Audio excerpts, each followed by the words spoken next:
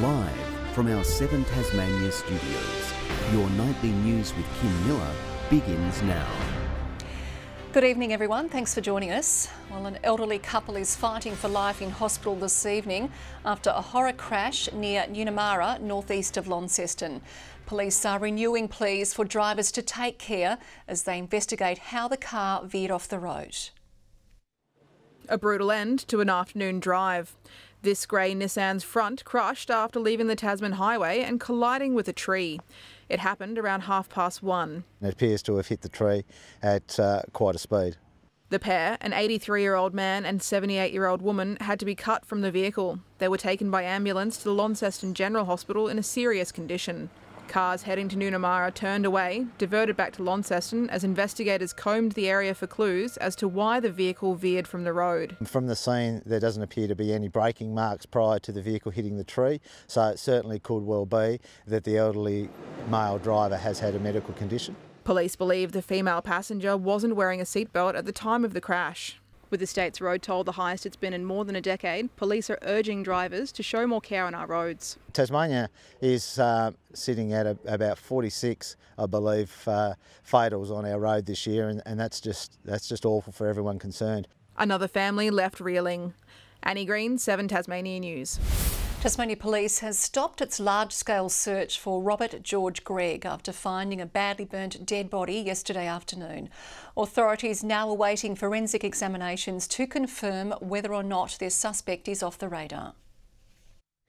A 2-week manhunt coming to a dramatic and tragic halt. The body of a deceased person was located inside a vehicle. Police are yet to formally identify the body, but strongly believe it's that of Robert George Gregg, who's been on the run since September 26. Noting the body has been significantly burnt doesn't allow a normal physical identification process. The pursuit began around 11:45 yesterday morning after a member of the public witnessed the wanted car on the Arthur Highway.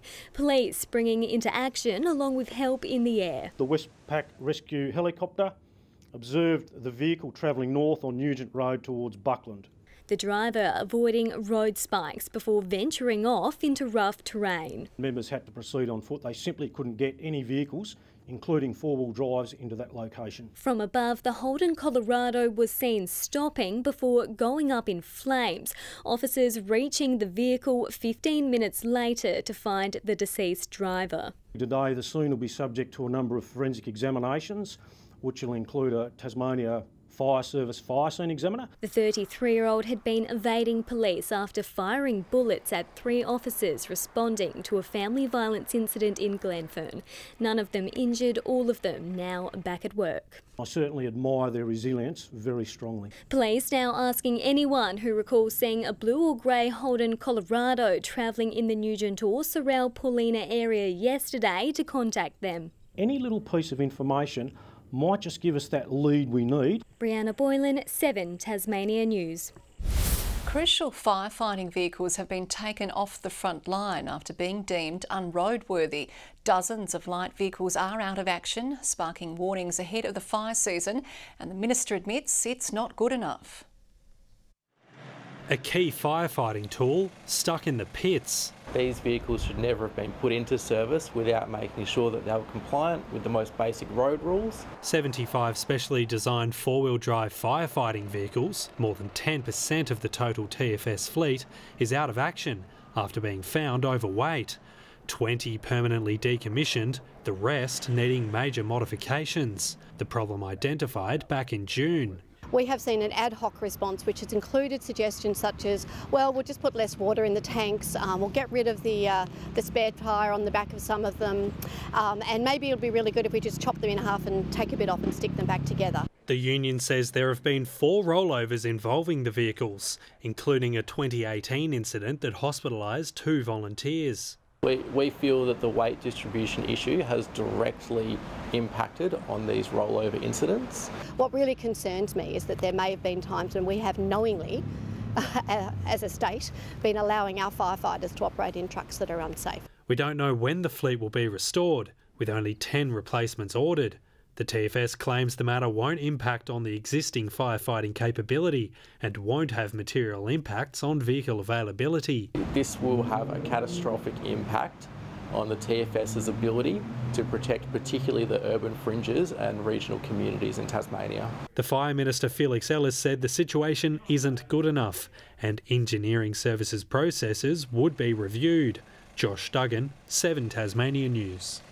Lawyers for convicted murderer Natalie Ma have made their case to overturn her sentence. Ms Ma appeared before the Criminal Court of Appeal this morning. She was sentenced to 23 years prison after being found guilty over the killing of her mother in October 2019. Her lawyers told Justices Escourt, Brett and Geeson 2 pieces of evidence at her trial should have been deemed inadmissible. A decision will be made at a later date. The Tasmania Police Historical Group has unveiled a special plaque commemorating 100 years since Trooper Frederick Henderson was tragically killed in the line of duty. In 1922, the heroic officer was attempting to apprehend a double murderer in Swansea. A violent struggle took place and unfortunately Trooper Henderson was shot and killed. Descendants today paying their respects for a life taken too soon. Meanwhile, Tasmania's newest police commissioner is vowing to be open and transparent. Donna Adams officially began in the role today and is the first female to be appointed to the position. In a video sent out to departmental employees, she urged them to help shape the future of the force.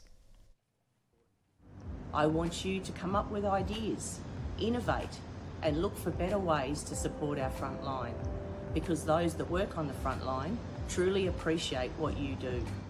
Ms Adams replaces Darren Hine, who retired yesterday after 11 years in the job. Day 5 of the Bobby Medcraft trial has wrapped, with a friend of the deceased taking the stand. The jury heard how an altercation worsened when a social media exchange escalated into threats and abuse between 2 rival groups. A warning, this story contains crude language. Taking the witness stand today, Luke Buckley, a friend of Bobby Medcraft, recalled his version of events that led up to the alleged murder of the Bernie father. The court has heard Medcraft died after being struck by a sword to the leg in March 2020. 5 people are on trial. They've pleaded not guilty to his murder.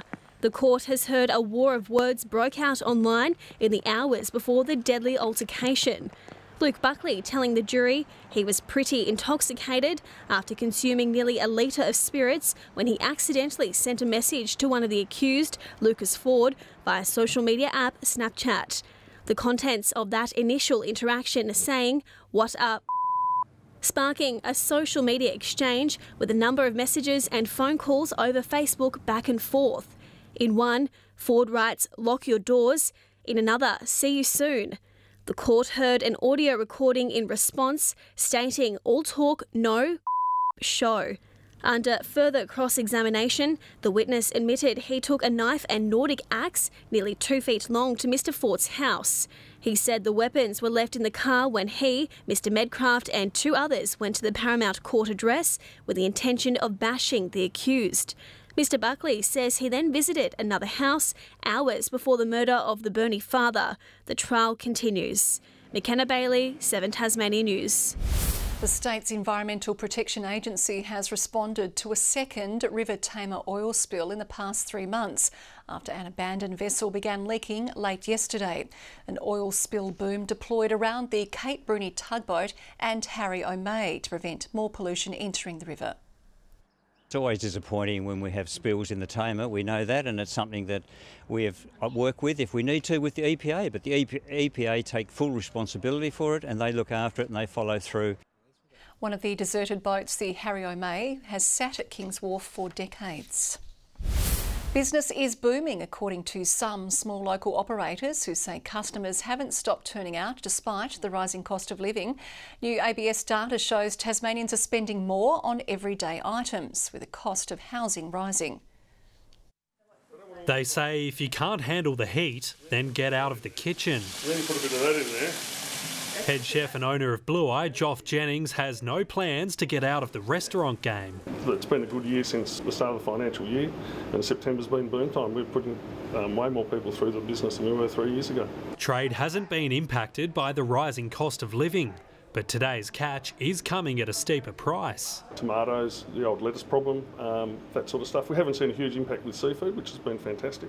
The Tasmanian Small Business Council says confidence is high thanks to low unemployment. That alone provides confidence to people because they know people are in work and people in work spend money. ABS data released today shows Tasmanian households are paying more and more for essentials every month. Non-discretionary spending rising by 2% in August and nearly 20% in the past year. Interest rates lifted again last week, and this week's CoreLogic report shows Hobart rental prices rising by 7.3% in the past year.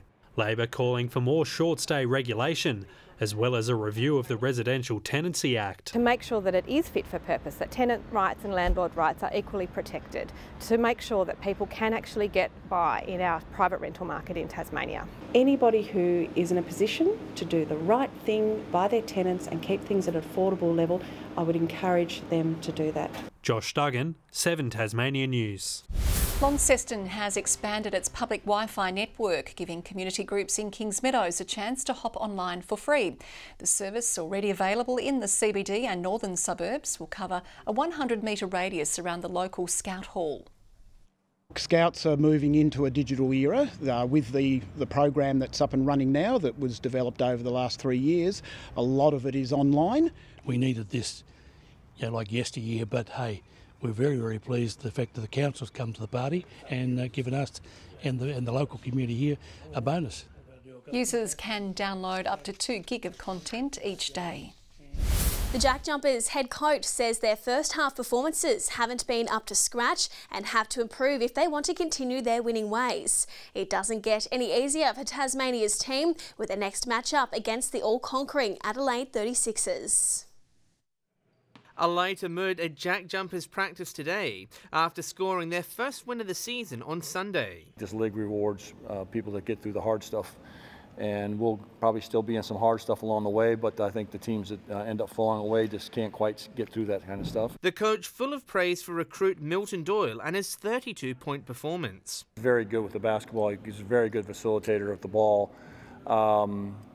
Extremely level-headed. But there's no time to rest on their laurels. Next, the Adelaide 36ers on their home turf on Thursday, who just weeks ago stunned 2021 NBA Finals runners-up Phoenix Suns on their home court. They've said that it's a championship or bust year for them, so we expect obviously to have them swinging us pretty hard. We just go out there, play the way we play, and we have confidence that we can get the job done. First half blues still a cause of concern for Tasmania. They've won just 2 of 8 first half quarters so far this season and were down by 14 at half time on Sunday. The coach looking at a simple remedy. I really hope we make more baskets than they do, and that will probably solve the whole situation. Something that we have been talking about, and some of it's defensively and some of it's offensively. Meanwhile, Sean McDonald is happy with the amount of game time he's had this year. I find our trainings are actually harder than in the games on the body, so it's good to be out there playing. I love it. John Hunt, 7 Tasmania News. Good evening. 19 in Hobart and Launceston today. Burnie 15 and Devonport reached 17. 21 at Strawn, Ooze 20, Friendly Beaches and King Island 18, 16 Low Head and 10 at Lyowini. Low-level cloud developing over the east and north of the state today, with thinner cloud sweeping over the state from the northwest. A large low-pressure system is swirling to the south of the Bight, directing a frontal cloud band towards the southeastern states, while high-level cloud is reaching the southern half of the mainland and some low-level cloud developed across the east. Similar conditions are expected tomorrow, with a low-pressure system remaining to the south of the Bight and slowly moving towards Tasmania, and a high remains to the east of the Tasman Sea. Northeasterly winds of 20 to 30 knots with seas of 2 to 3 metres. And there's a strong wind warning for most coastal areas. A shower or two developing and a top of 20 in Hobart tomorrow, Geeveston 21, and showers increasing in Bothwell. Rain developing around Launceston, Devonport 18, and rain increasing in 19 in Cressy. A top of 15 in Burnie, showers increasing in Strawn and 19 at Curry. Showers increasing in St Helens and a shower or two for Swansea and Orford, both reaching 17. And the UV sits at a high 6. Rain about the state on Thursday, with heavy falls likely about the northern half of the state, most likely about the higher ground. Friday, rain clearing to the east throughout the morning with showers extending elsewhere statewide in the afternoon and possible isolated thunderstorms in the afternoon. And Saturday, showers about the west and far south extending over the north during the afternoon and then statewide in the evening. Across the country tomorrow, partly cloudy in Brisbane and Sydney, Melbourne 20, showers in Adelaide and 34 in Darwin. And right now in Hobart, mostly cloudy, Launceston 16 and cloudy, in Devonport 14, and Kim, that rain is finally on its way.